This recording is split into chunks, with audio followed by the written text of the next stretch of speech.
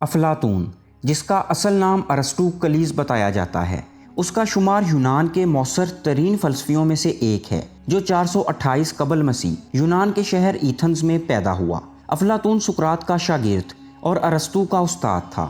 جیسا کہ ہم سب جانتے ہیں کہ سقراط کو مشہور کرنے اور دنیا کو سقراط کا اصل چہرہ دکھانے والا انسان افلاطون تھا۔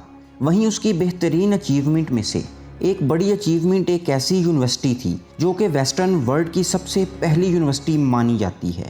داستان سیریز میں ہم آپ کو آج افلاطون نامی ذہین ترین انسان کی کہانی دکھائیں گے۔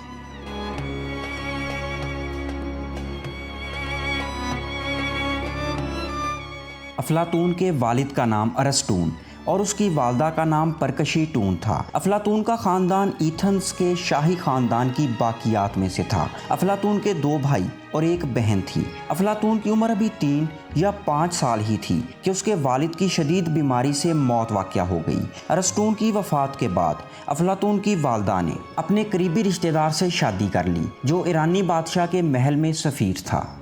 افلاطون بچپن ہی سے بہت ذہین تھا، اس لیے اس نے لڑکپن اور نوجوانی میں کتابوں کا بہت مطالعہ کیا۔ اس نے اس وقت کی مشہور و معروف کتابوں کو ازبر کرنے کے ساتھ معروف اساتذہ سے موسیقی، منطق، فلسفہ اور جمناسٹک میں مہارت حاصل کی۔ اس کے علاوہ وہ نوجوانی میں پہلوان بھی تھا۔ افلاطون کو ابتدا ہی سے ادب اور حکمت سے ذوق تھا۔ نوجوانی میں اس کی ملاقات ایک فلسفی سقراط سے ہوئی، جو اس کا رہنما اور دوست بن گیا۔ اس وقت افلاطون کی عمر 19 سال تھی اور اس کی جسمانی و ذہنی طاقت عروج پر تھی۔ افلاطون کے مکالمات اس کی اہم ترین تحریریں ہیں۔ یقین کیا جاتا ہے کہ افلاطون کے تمام مصدقہ مکالمات صحیح سلامت ہم تک آئے ہیں، تاہم بعض ماہرین نے افلاطون سے منسوب مکالمات کو مشکوک قرار دیا ہے، سراسر غلط طور پر اس سے منسوب کر دی گئیں۔ افلاطون سے منسوب تمام خطوط کو بھی جھوٹا قرار دیا گیا ہے، تاہم 7ویں خط کو ان دعووں سے مستثنی قرار دیا گیا ہے۔ سقراط افلاطون کے مکالمات کا کم و بیش مرکزی کردار ہے، مگر یہ فیصلہ کرنا مشکل ہے کہ تحریر کردہ دلائل میں سے کون سے افلاطون کے اور کون سے سقراط کے ہیں، کیونکہ سقراط نے بذات خود کچھ تحریر نہیں کیا۔ اس مسئلے کو عموماً سقراطی مسئلہ کہا جاتا ہے، تاہم اس میں کوئی شک نہیں کہ افلاطون اپنے استاد سقراط کے خیالات سے بے حد متاثر تھا اور اس کی ابتدائی تحریروں میں بیان کردہ تمام خیالات اور نظریات ماخوذ ہیں۔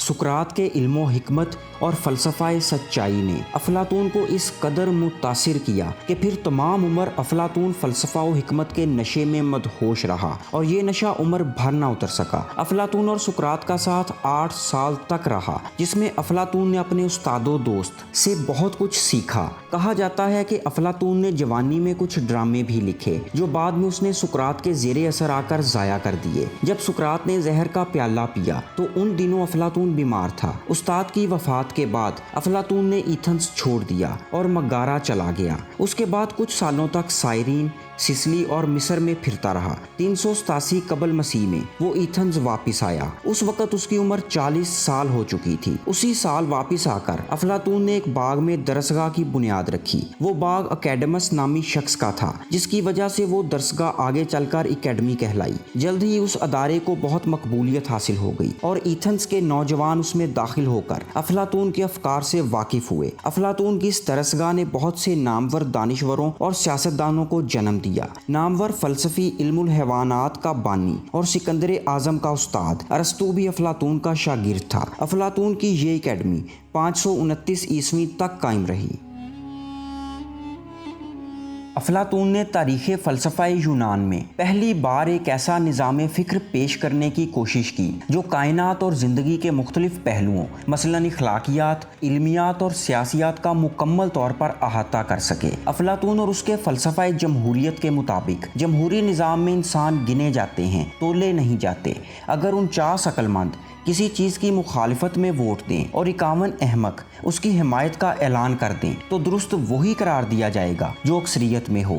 جمہوریت کا یہ فلسفہ مشہور فلسفی افلاطون کو بھی سمجھ نہیں آیا۔ اس کی نظر میں جمہوریت مستقل کشمکش، فتنہ، فساد، دھوکہ، تعصب اور تنگ نظری کے سوا کچھ نہیں۔ افلاطون وہ پہلا شخص ہے جس نے سیاسیات کو باضابطہ طور پر اپنے مطالعے کا موضوع بنایا اور اس کے تمام پہلوؤں کا باریک بینی سے جائزہ لینے کے بعد بڑی بے باکی کے ساتھ اپنا نظریہ پیش کیا۔ افلاطون نے یونانی جمہوریت پسندوں کے ہاتھوں اپنے استاد سقراط کی موت کے بعد یہ نتیجہ اخذ کیا کہ جمہوریت جمع غفیر کی حکمرانی ہے۔ ایک طویل تجزیہ و تجربے کے بعد اس نے سیاسیات پر ریپبلک، اسٹیٹس مین اور دا لاز نامی مشہور زمانہ کتابیں تصنیف کیں۔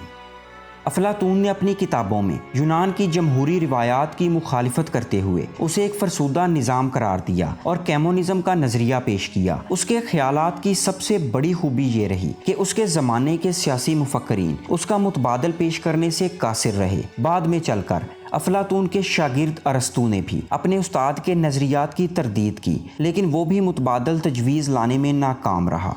افلاطون کے سیاسی نظریات ہمیشہ سے متنازع رہے اور اکثر ماہرین سیاسیات نے اسے جمہوریت مخالف قرار دیا، لیکن یہ بات پوری طرح درست نہیں ہے۔ وہ یونان میں رائج معیارات جمہوریت سے سخت متنفر تھا، کیونکہ وہ عوام کو استعمال کرنے اور ان باتوں کو استعمال کرنے کے لیے تیار نہیں تھا جو یونانی ذہن کے مطابق جمہوری تھیں۔ مگر سچ بات یہ تھی کہ وہ اپنے وقت کا سب سے عظیم جمہوریت پسند انسان تھا۔ افلاطون کے سیاسی نظریات اور اس دور کے جمہوری نظام کا جائزہ لینے کے بعد یہ بات سمجھنے میں آسان ہو جاتی ہے۔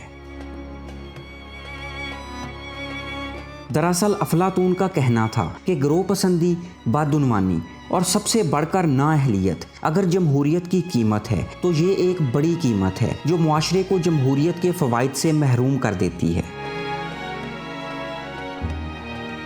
آپ سب دیکھنے اور سننے والوں سے گزارش ہے کہ اگر آپ اپنی کسی فیورٹ پرسنالٹی کے بارے میں ایسی ہی انفارمیٹیو ویڈیو دیکھنا چاہتے ہیں تو پلیز ہمیں کمنٹ باکس میں ضرور آگاہ کیجیے گا۔